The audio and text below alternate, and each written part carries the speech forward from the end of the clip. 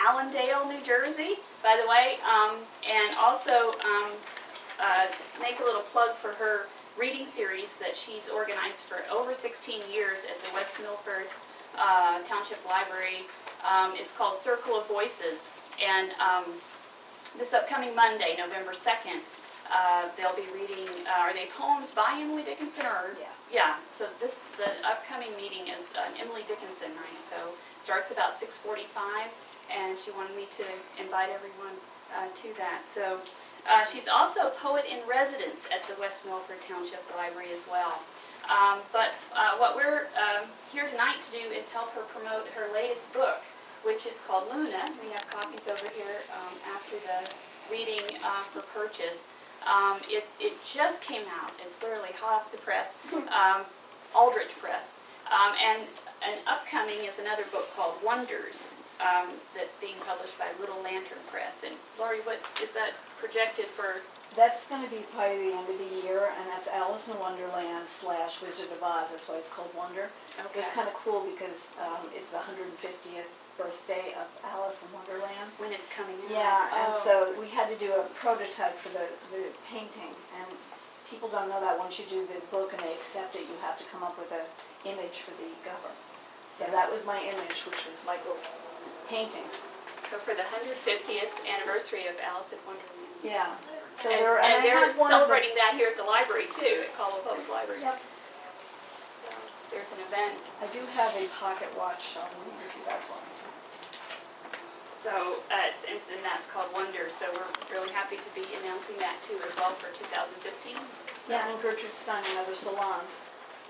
Gertrude Stein Salon and Other Legends is another book that just got accepted.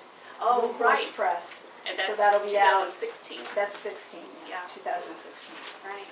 So she's having a very prolific time. Yeah. And we're really Get happy to be a Michael part right of that.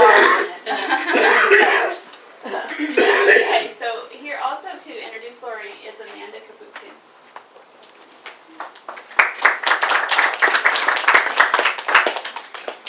Laurie Byro lives off a dirt road in the backwoods of New Jersey. Her husband, Mr. Byro, is a soothsayer.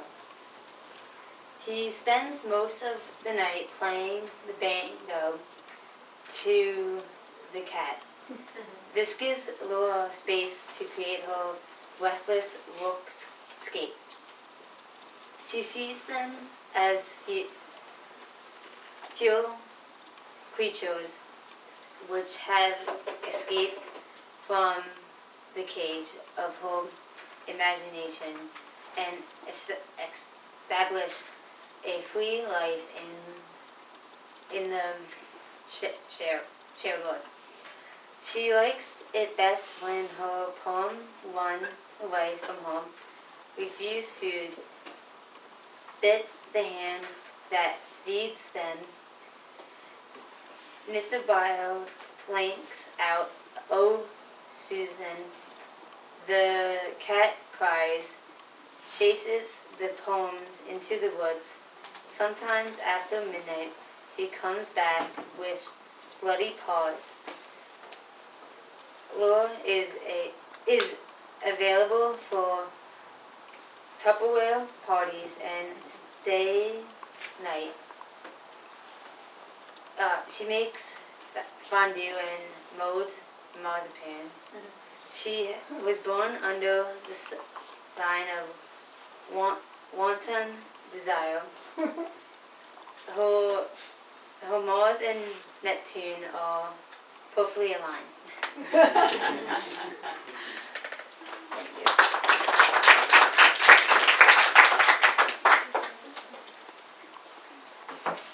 That was to make everyone laugh because we all get tired of hearing how many, places were published or awards. So I wanted it to be funny and humorous. My friends roasted me because I've got eclectic tastes in things, and I'll get back to that later. But I'm going to start with Luna, which is the lead poem that made me write the book. And then I'm going to switch around a little bit, but the students were kind enough, and I wanted to thank them to help me pick out a different program, and we'll see how it goes. All right. And where's my guy for the time? Okay. Give me the 5-minute warning.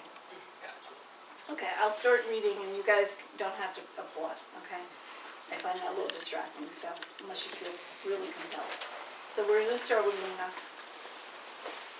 And that's why I named it Luna, because of the Luna moth, actually. The year that my mother was dying with cancer, I found out that that the Luna moth does not have a mouth, and it dies from not eating. And so after a month, it's gone. And because my mother had cancer, I thought of that it was that kind of a, I equated it to the moth. And so a lot of this is true. That's something I should say, that someone once asked a poet, is this a real poem or is this made up, read out of your head? Well, it's a little of both, right? There's truth in all the poems I read, but not necessarily that if it's a first person narrative, it's, about me, but this one happens to be. The Luna moth dies because it has no mouth. She learns this summer. Her mother dies of the cancer. It starts out like a quickening, an easy pregnancy, her mother tells her, a fluttering like wings. Her mother says that New Year's moths have invaded her mouth, have crawled down to her stomach, their wings furiously weaving her ribs. It is not unpleasant, she says. It can't be dangerous. Afterward, she appears as mossy slices of apple on two wings. How perfect it is that she follows her daughter everywhere, her heart beating at her side. Her breath is as unnoticed as a morning breeze. She is fragile as a vine climbing to reach the moon. She is a stem set loose by the sky. The Luna moth alights the daughter's left hip and stays, its antennae searching the warmth of her skin. The mother fans her like a leftover queen, reverent of her hips, the bottom she used to diaper. She reads that butterflies are a sign from the fallen. Her friends say a butterfly could have been a warrior or soldier. This moth is close enough to believe them. Later she is astonished to discover that it has no mouth and will die from not eating. There are no trembling lips, no parched mouth to take in its last truth. In the end, there is no proof that her daughter will walk away from her, shining as brightly as an opalescence, a crescent of light.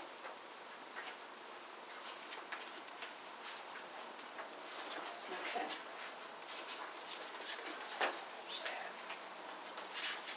Salt. My mother would play Hank Williams sometimes and beg the men at the bar to dance the two-step, or some old-fashioned reel I barely knew. I was 6. I would think of my father coming home with his empty thermos and us not there again. I had a stomach full of fear, glasses shattering as his hand would clear the table from the night before. I'd plead with the bartender through eyes like lobed fruit. My mother would say I was shy, and they'd poke bony fingers at me. If one pulled me on his lap while my mother danced, I'd smell the stale sweat and beer. I thought of my father hanging damp laundry on the line, stirring up a black cast-iron skillet of potatoes. On the slick wood, there was a small bowl of salt. I'd play with it, write daddy, or draw a heart in our initials. I promised when I was older, I'd steal away with him to Mexico.